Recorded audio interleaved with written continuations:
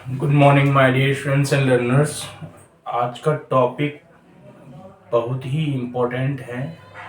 आप इसे ध्यान से देखिए और ये आपको समझ में आएगा, अच्छी तरीके से आएगा।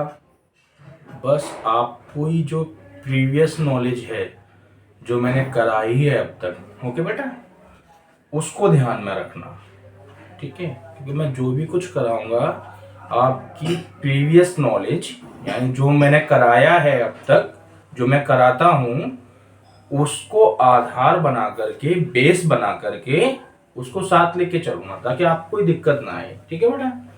तो आज की डेट है आपकी, ठीक, 10। यस,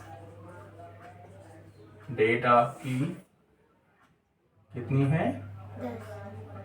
10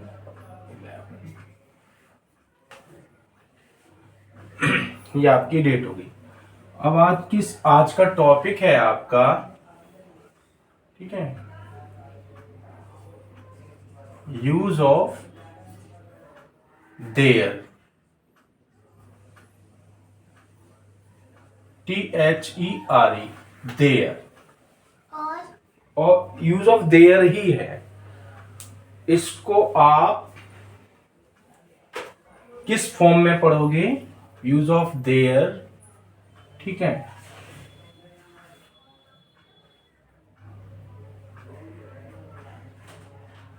आप इसको इन फॉर्म ऑफ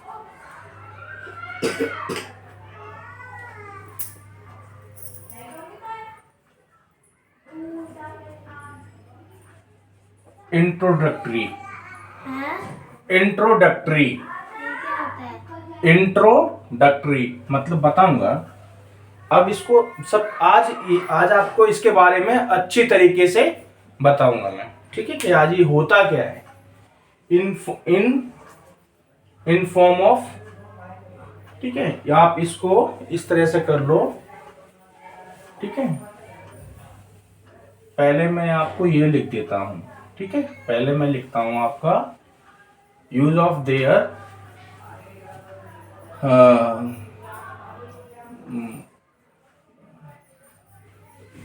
इसमें कल आपने ऐसे छोड़ दिया था ना, तो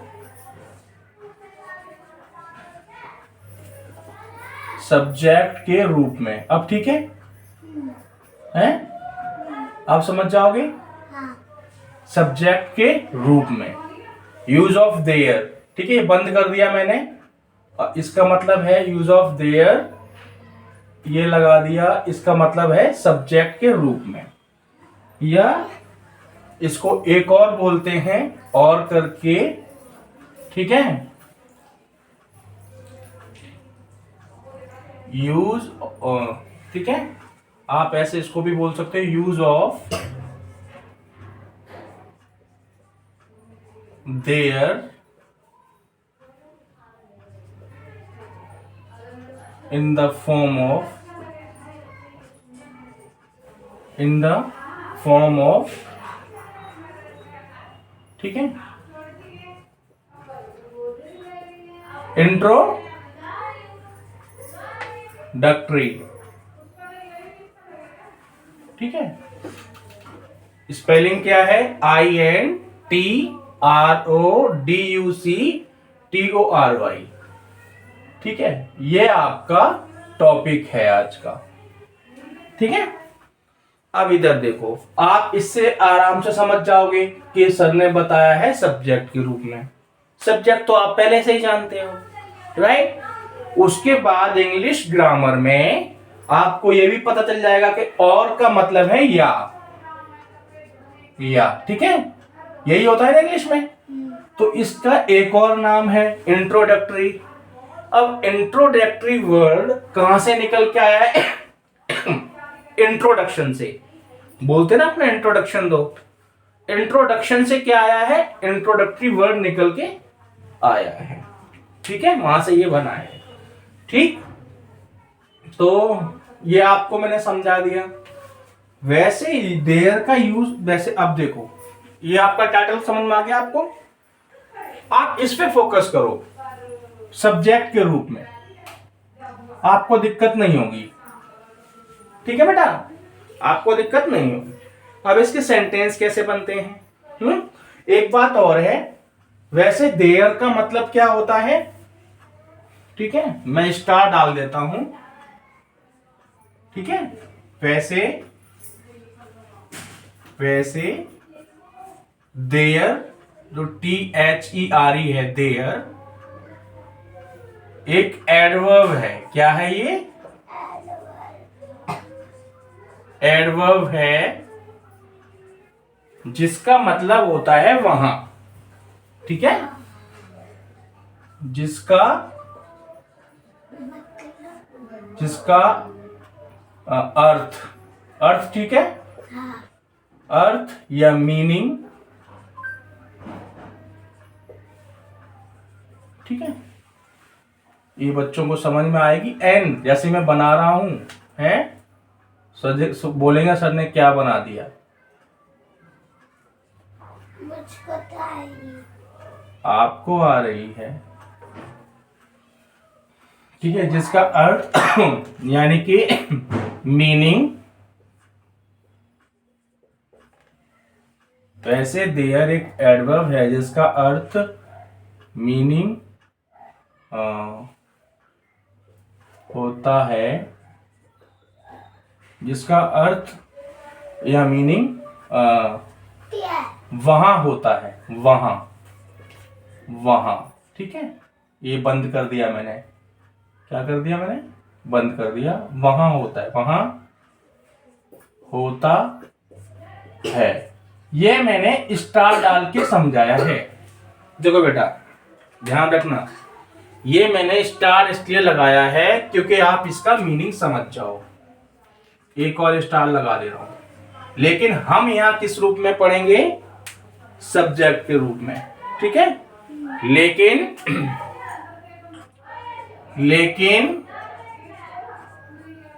हम देयर को सब्जेक्ट, ठीक है, सब्जेक्ट, SUBJECT, सब्जेक्ट यानी कि सब्जेक्ट के रूप में पढ़ेंगे। ठीक है, ये मैंने आज आपको ये बता दिया। ये देखो इधर एरो लगा दिया। ठीक है, आई बात समझ में? इतना आपको समझ में आया? बोलो। क्योंकि सब्जेक्ट तो आपको मैंने पहले ही बता दिया, सब्जेक्ट क्या होता है, स्टार्टिंग में लिखा जाता है।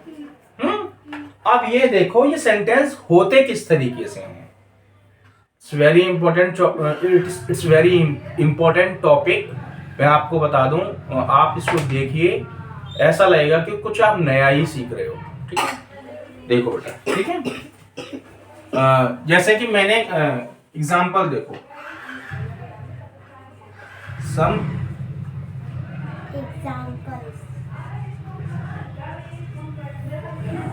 एग्जाम्पल्स। ठीक है, सम एग्जाम्पल्स आप देख सकते। हाँ बोलो बेटा। जो आपने सब्जेक्ट लिखा है ना, वो वाला नहीं, नीचे वाला, उसमें ना ऐसा लग रहा है कि टी ना कर्सिव है। कर्सिव है, कोई बात नहीं। नहीं, सी समझ में नहीं आ रहा ना। लो, सी समझ में नहीं आ रहा। हाँ। अब ठीक है। ठीक है, बच्चों को समझ में आना चाहिए बस। कर्सिव राइटिंग बच्चे समझने में दिक्कत तो करेंगे, मैं जानता हूं। बट धीरे धीरे समझ जाएंगे। तुम भी कर्सिव राइटिंग की प्रैक्टिस किया करो। नहीं, मुझे तो पता था कि सी है, वो अजीब सा लग रहा था, वो सी छोटा सा लग रहा था। तो छोटा सा ही लिखा जाएगा ना बेटा। नहीं, सी को आपने टी के साथ जॉइंट कर दिया था। तो कर्सिव में जॉइंट ही होता है। कर्सिव में जॉइंट ही होता है सी के साथ। ठीक है, अब ठीक है, क्योंकि आपने ना इसको ना अंदर देखो, हिंदी में ऐसे सेंटेंस आप इनको ट्रांसलेट कैसे करोगे? ठीक है, जैसे कि मैंने पहला सेंटेंस बोला,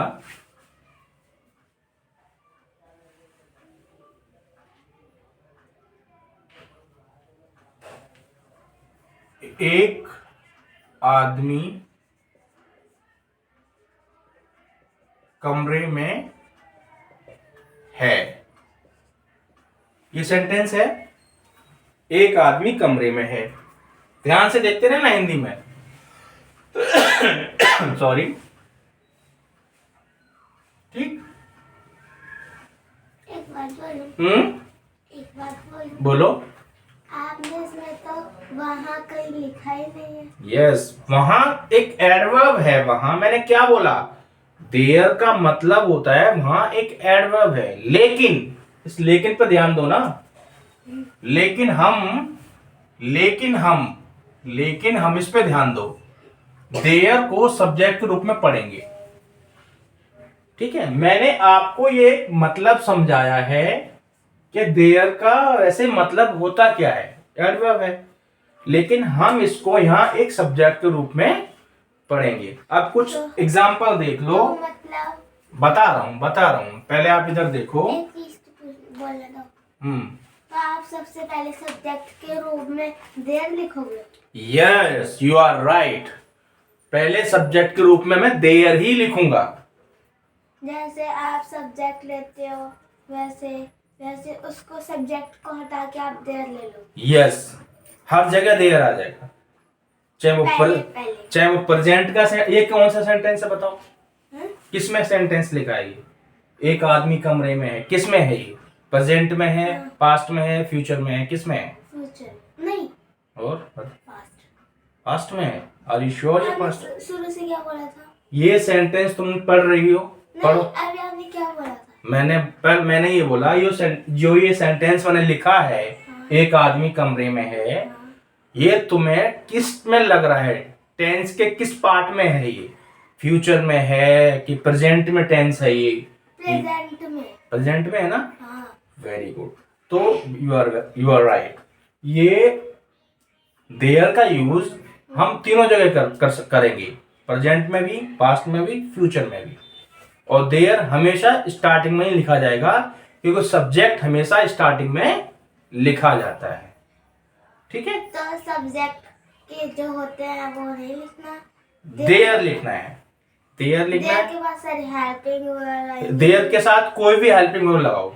वो लगेगा, बताऊंगा हिसाब से। वो हाँ, सेंटेंस को देखने के बाद पता चलेगा हेल्पिंग वर्ब कौन सी आएगी, सिंगुलर आएगी कि प्लूरल आएगी, ठीक है। और एक बात अभी बता दे रहा हूं, ठीक है। तो दूसरा सेंटेंस देखो। दूसरा सेंटेंस बनाता हूं मैं, ठीक है। आप इंग्लिश नहीं लिखोगे? देयर जो है ना, ये यहाँ इंग्लिश जगह छोड़ रहा हूं ना, इंग्लिश बनाऊंगा ना, जगह छोड़ रहा हूं, ठीक है।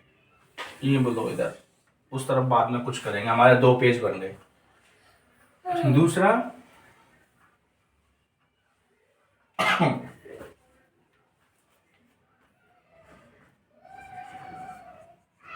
स्कूल में, ठीक है, बगीचा है। तो हर स्कूल में तो बगीचा ही होता है, ठीक है। आज मैं एग्जांपल ले रहा हूं प्रेजेंट के, ठीक है, ठीक है। आज सिर्फ मैं एग्जांपल प्रेजेंट के लूंगा, ठीक है, ताकि आप कंफ्यूज ना हो, राइट। बाद में अगर टाइम बचा तो देखेंगे कितना हो पाता है आज। प्रेजेंट का मतलब हो रहा है। प्रेजेंट का मतलब यस, जो करंट में चल रहा है, जो करंट में चल रहा होता है ना, उसे प्रेजेंट कहते हैं, ठीक है। जैसे हो रहा है, ये करंट है, ठीक है। इज एम आर, ठीक है, ये प्रेजेंट को रिप्रेजेंट करते हैं, राइट। रिप्रेजेंट का मतलब है दिखाते हैं, ठीक है। विल, वी, विल और शैल फ्यूचर को दिखाते हैं, रिप्रेजेंट करते हैं। वॉज, वर पास्ट को। क्योंकि मैं अभी नॉन एक्शन कर रहा हूं तो मैं एग्जांपल आपको नॉन एक्शन के ही दूंगा। जब हम एक्शन करेंगे तो आपको एक्शन के एग्जांपल दूंगा, राइट। तो अब स्कूल में बगीचा है, ठीक है। तीसरा सेंटेंस लिखो, देखो। और एक बात और, जो रूल है, रूल बनता है ना, 4 रूल बनाता हूं मैं 4 रूल बनाता हूं ना मैं। सिंपल, जैसे सिंपल सेंटेंस का, जैसे अफर्मेटिव भी कहते हैं, दूसरा नेगेटिव का, नेगेटिव सेंटेंस का, तीसरा सिंपल इंट्रोगेटिव का, इंट्रोगेटिव विद WH फैमिली। ये 4 बनाता हूं ना, ये 4 हमेशा बनेंगे, चाहे कोई सा भी यूज कर लो, ठीक है। और उन 4 से 2 और बन जाएंगे जब हमारी अंडरस्टैंडिंग और डेवलप हो जाएगी और विकसित हो जाएगी, बढ़ जाएगी, तो हम नॉट लगा करके 2 और रूल बना सकते हैं। नॉट, एक तो नेगेटिव वाला नॉट होता है, एक सिंपल इंटरोगेटिव में नॉट लगा दो, और नॉट WH फैमिली वाले सेंटेंस में भी लगा दो। बट ये आपको पता होना चाहिए नॉट कहाँ आएगा, ठीक, क्योंकि मैंने आपको बताया था नॉट हमेशा हेल्पिंग वर्ब के बाद आता है, अपनी जगह नहीं छोड़ता। हेल्पिंग वर्ब ही इधर उधर हो जाती है। स्कूल में बगीचा है। मैं भी बोलूं? हाँ बोलो। वह वहां गई है। जाना है, क्या हो गया, एक्शन हो गया, ठीक है। घर में, क्या बोलूं? कुछ भी बोलो, कुछ भी बोल दो, आप ये बता दो मैं किससे बनाऊं।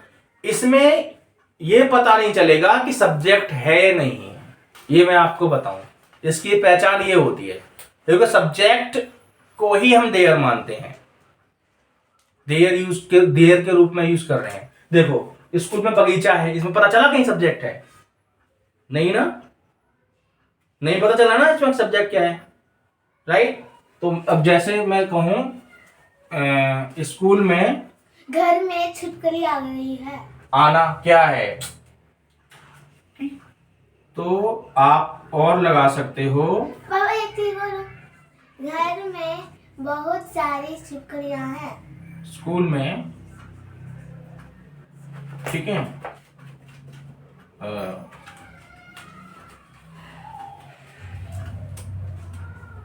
4000, ठीक है, 4000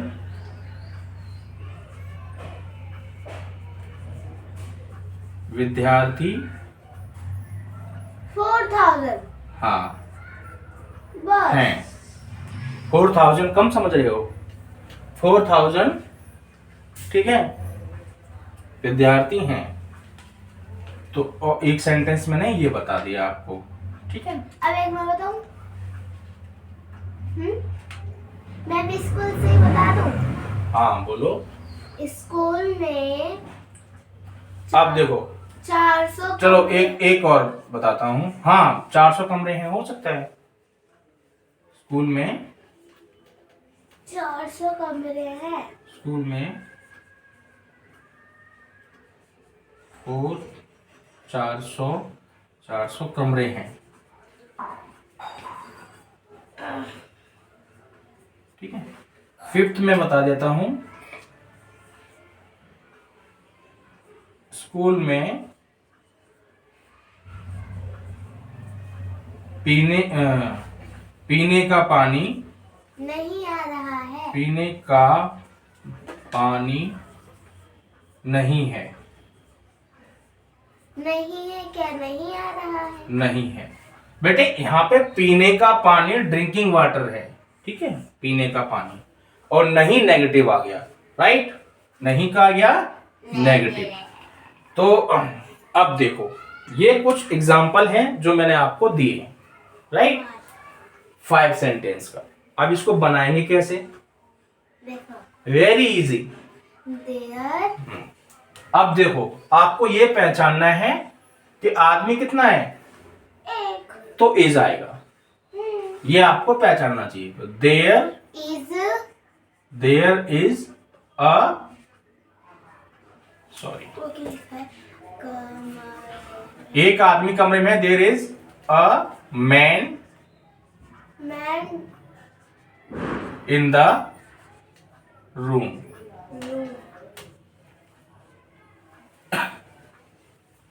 ठीक है,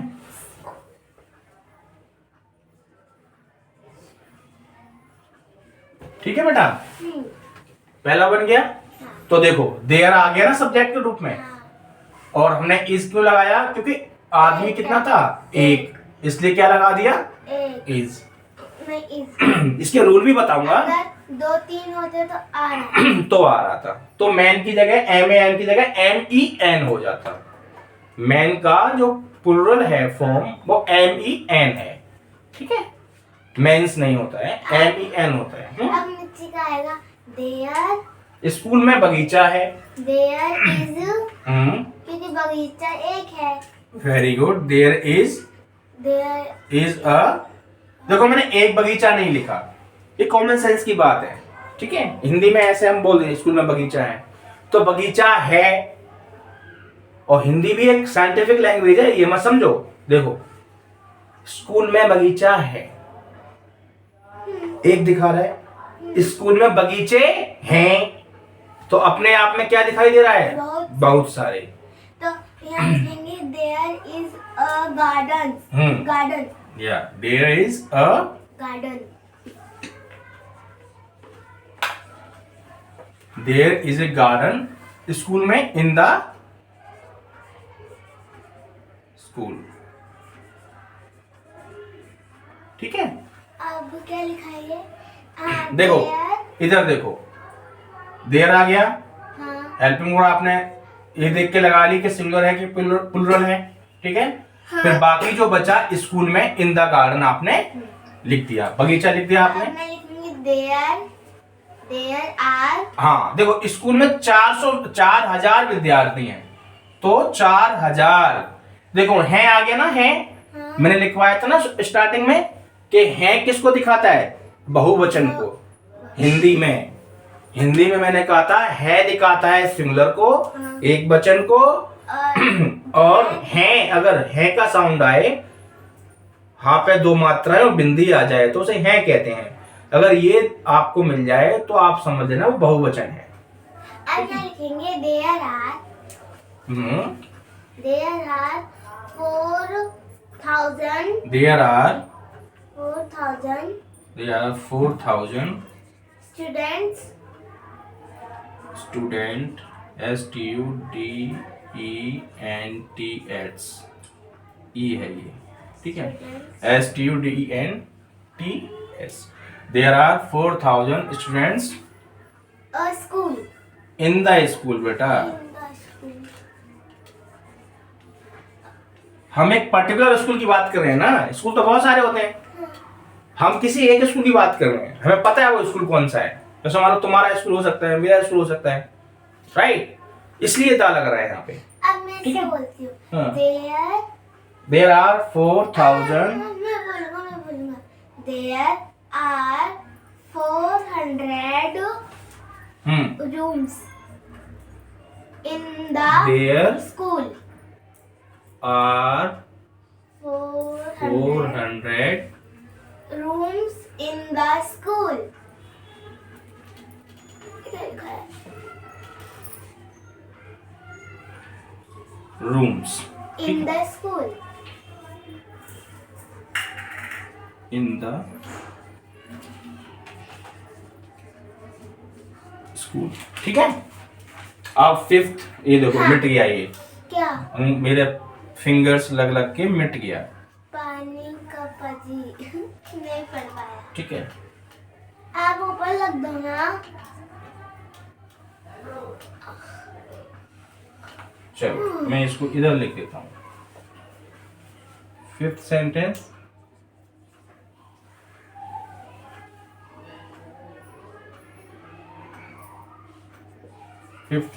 ठीक है। ये आपका जो मैंने बताया, ये आपको लिखने वाली चीजें हैं, ये आपको एक बार आप देख लेना, ठीक है। ये आप लिखोगे ताकि आप अच्छी तरीके से इनको उतार सको ऊपर। अब मैं कोई एक बार बोलूं? हाँ, 5th स्कूल में पानी नहीं होता है। स्कूल में पानी पीने का पानी नहीं है। का पानी, ये पीने का पानी नहीं है, नहीं है। अब देखो ये पीने का पानी आपको एक साथ लेना है, हाँ। एक मैं बोलती हूँ। There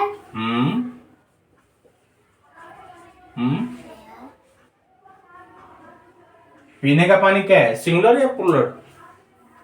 plural. प्लूरल कैसे हो गया? अब वाटर को, कौन सा वाला? पीने का पानी सिंगुलर है या प्लूरल है? सिंगुलर है ना, क्योंकि पानी को हम काउंट नहीं कर सकते। क्या पानी को काउंट कर सकते हो आप? एक पानी, दो पानी, तीन पानी, हाँ। पानी को गिन सकते हो आप? नहीं। पानी को? हाँ। नहीं। फिर जिसको हम गिन सकते हैं वही तो प्लूरल होगा। हाँ। बहुवचन कौन होगा? जिसको हम गिन सकते हैं। हाँ। तो हम पानी को नहीं गिन सकते ना, काउंट नहीं कर सकते हैं, तो वो क्या है, सिंगुलर है। ठीक है, तो देयर और सिंगुलर के साथ क्या आएगा, इज। तो there is no, not, not नहीं आएगा। इसमें यही खेल है बेटा। यूज ऑफ देयर में एक चीज और लिख लो, जब मैं कराऊंगा ना, अभी आप याद कर लेना, आगे जब नोट्स लिखवाऊंगा इसके, तो यूज ऑफ देयर में ना नॉट नहीं आता है, नो आता है। ठीक है, नॉट नहीं आता है, नॉट की जगह हम नो बोलते हैं। ठीक है, ये इंग्लिश में थोड़ा सा है, रूल है। ठीक है, नो वाटर। नो, नॉट क्यों नहीं आता है मैं बता दूंगा। देखो रूल है, मैं क्यों का जवाब हमेशा दूंगा, क्योंकि देखो मैंने बच्चों से खुद कहा है कि क्यों का जवाब है,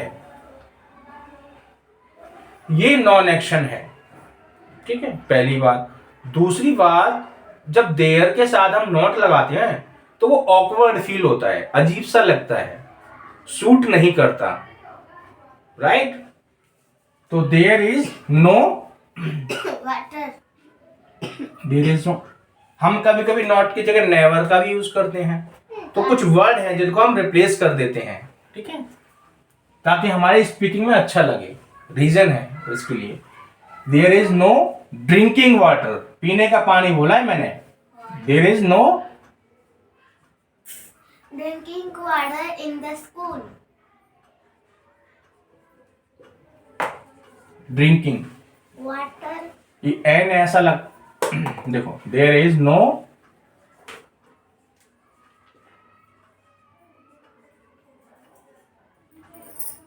DRINKING, ड्रिंकिंग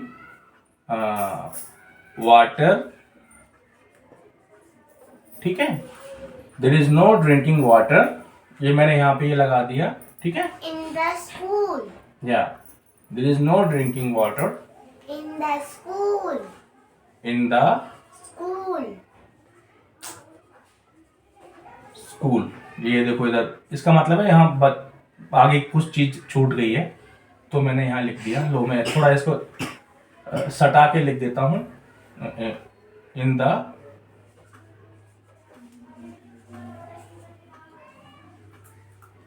ठीक है। ओ गॉड, गॉड। आप ओ गॉड क्यों बोलते हो? ठीक है, ठीक है बेटा। हैं? देखो, there is no drinking DRINKING water in the school. Right, उसके बाद आप 6 सेंटेंस कुछ भी बोल सकते हो आप। कुछ भी बोलो। आप ये क्यों बोलते हो? क्या, मेरी हैबिट है, कुछ गलत हो जाता है तो वो गॉड बोल देता हूँ। Just show shockness, sudden expression, that's why. अब इधर देखो,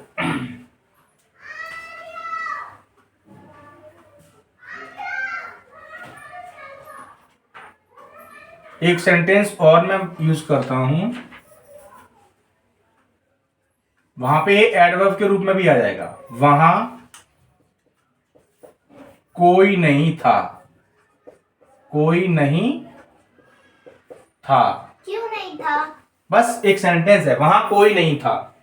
ठीक है, अब इधर देखो, वहां कोई, ध्यान से देखो आर्या, इसको ध्यान से देखो, इसमें आपकी देयर एडवर्ब के रूप में भी काम आएगी। ये देखो, वहां आ गया ना, ये तो दिखा रहा है आपका एडवर्ब। ये क्या है आपकी, क्या है ये, एडवर्ब। क्या है ये, एडवर्ब। एडवर्ब है। और एडवर्ब भी कौन सी है? देयर वाली। एडवर्ब है देयर है, देयर है, कौन सी है? देयर है। और हम यूज भी कौन सा कर रहे हैं? देयर का, सब्जेक्ट रूप में कर रहे हैं ना। और ये है कौन सा? पास्ट। ये था दिखा रहा है कि आपका क्या दिखा रहा है? Past tense. क्या दिखा रहा है ये? पास्ट पास्ट टेंस दिखा रहा है। ठीक है, क्योंकि हर चीज एकदम डिटेल में बतानी है।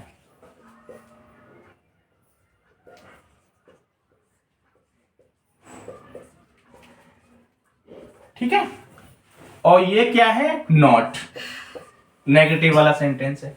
ठीक है, अब देखो ये सेंटेंस कैसे बनेगा, ध्यान से देखना। आप इसको भूल जाओ कि यहां पे कोई वहां है, पहले इसको भूल जाओ। आप ये लिखो कोई नहीं था, कोई नहीं था। ठीक है, तो वहां कोई नहीं था, राइट। अगर मैं ये बोलता स्कूल में कोई नहीं था, तो वहां की जगह क्या आ जाता है? School, right. लेकिन अब वहां पर वहां है, स्कूल नहीं है, क्या है? वहां लिखा हुआ है। अब आप ऐसे क्यों लिखेंगे? स्कूल कोई नहीं था है? स्कूल कोई नहीं था, ये कुछ अजीब नहीं हो रहा था? नहीं, स्कूल में कोई नहीं था। ये हो सकता। ठीक है, स्कूल में कोई नहीं था। तो आप देखो, मैं एक और सेंटेंस यहां लिख देता हूं, आपको समझ में आ जाएगा। ठीक है, मैंने लिखा स्कूल में कोई नहीं था, या स्कूल में कोई नहीं था, या स्कूल, या आप ये लिख दो कल। ठीक है, क्योंकि पास्ट की बात हो रही है। कल स्कूल में कोई नहीं था। ये मैं इसलिए सेंटेंस ले रहा हूं क्योंकि मुझे इसका कॉन्सेप्ट समझाना है। अब इसको ट्रांसलेट करने के लिए मैं इसको इस तरह से यूज करूंगा, देयर कोई नहीं था, देयर। ठीक है, देयर वॉज नोबडी। कोई नहीं का मतलब होता है नोबडी। सीधे होकर बैठो।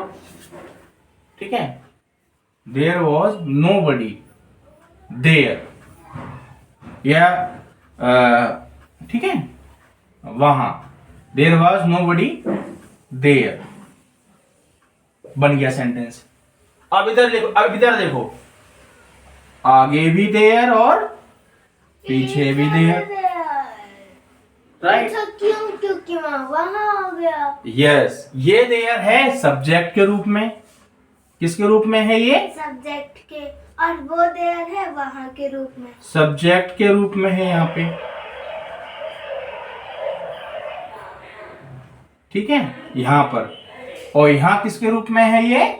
एडवर्ब के रूप में। किसके रूप में है ये? ये क्या है? एडवर्ब। एडवर्ब है।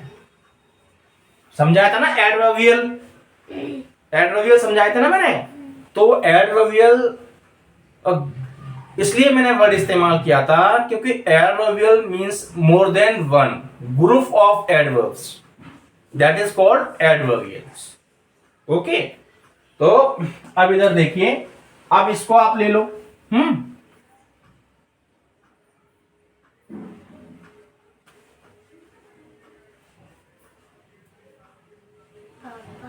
हाँ, वो ना ये पूछना था, एडवर्ब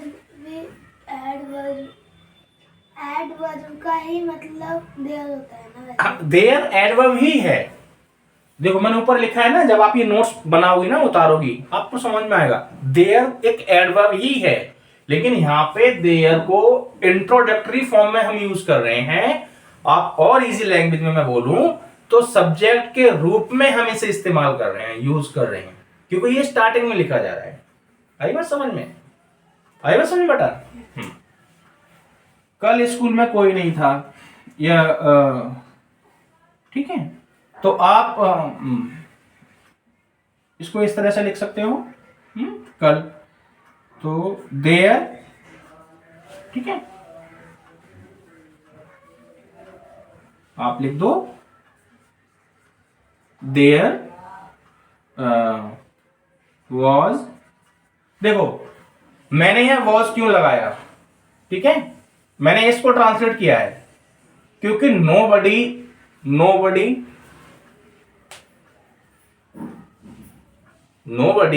नेगेटिव फॉर्म में है, कोई नहीं, समबडी, एवरीबडी, एवरीवन, ये सिंगुलर फॉर्म में आ जाते हैं, ये सिंगुलर सब्जेक्ट होते हैं, इनके साथ, लिसन टू मी, इनके साथ हमेशा सिंगुलर वर्ब लगती है, ठीक है? पापा, सिंगुलर का मतलब एक, हाँ, एक वचन, राइट, सिंगुलर, ठीक, जैसे इज सिंगुलर है, राइट, और आपकी जब आगे आप एक्शन पढ़ोगे ना, डज सिंगुलर फॉर्म में होता है, और ही सिंगुलर को दिखाता है, शी सिंगुलर को दिखाता है, इट सिंगुलर को दिखाता है, दिस दैट सिंगुलर को दिखाता है, राइट, ओके, तो देयर वॉज नोबडी, नोबडी की जगह आप नो वन भी लिख सकते हो, नोबडी भी लिख सकते हो, नो वन भी लिख सकते हो, देयर वॉज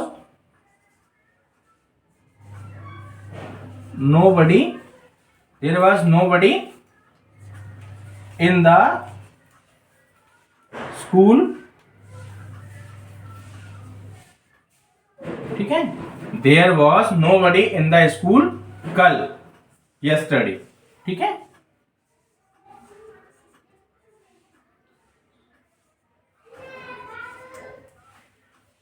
जगह में आ गया, देखो YESTERDAY, ठीक है, आई बात समझ में? तो ये कुछ सेंटेंस थे जो मैंने आपको करा दिए, ठीक है, अब ये एक बेस है आपका, आज आप समझे होंगे कि यूज ऑफ देयर किस तरीके से माइंड में आपके सेट हो जाएगा, किस तरीके से सेंटेंस बनते हैं, राइट, आई बात समझ में? और मैंने आपको कहा है कि बातें, जो भाषा है, इंसान, व्यक्ति अपनी भावनाओं को, विचारों को बोलकर या लिखकर ही प्रेजेंट करता है, दिखाता है, राइट, या तो हम बोलेंगे या लिखकर, लेकिन वो 3 काल में होती हैं, या तो पास्ट में होंगी, या प्रेजेंट में होंगी जो चल रहा है, या आने वाले कल यानी फ्यूचर में होंगी। तो इंग्लिश या कोई भी लैंग्वेज हो, या हिंदी हो, संस्कृत हो, स्पेनिश हो, जापानीज हो, एक लैंग्वेज होती है, कोई भी लैंग्वेज, जर्मन हो, कोई भी लैंग्वेज हो, फ्रेंच हो, कोई भी हो, तो उसको भी 3 कालों में ही समेटा जाता है, प्रेजेंट में जो चल रहा है, पास्ट में जो बीत गया, और आएगा जो फ्यूचर। तो हर एक टॉपिक को तीनों कालों में घुमाया जाता है। अभी ये जो यूज ऑफ क्या है, ये देयर, ये आपका मैंने जस्ट एक इंट्रोडक्शन दिया है, राइट, ठीक है, okay, my dear students and learners, I hope you will understand this topic, and if you have any doubt, you can post your queries, your doubts in the comment box, and so that I can resolve your doubts in upcoming classes during teaching. Okay, have a nice day, bye bye, see you.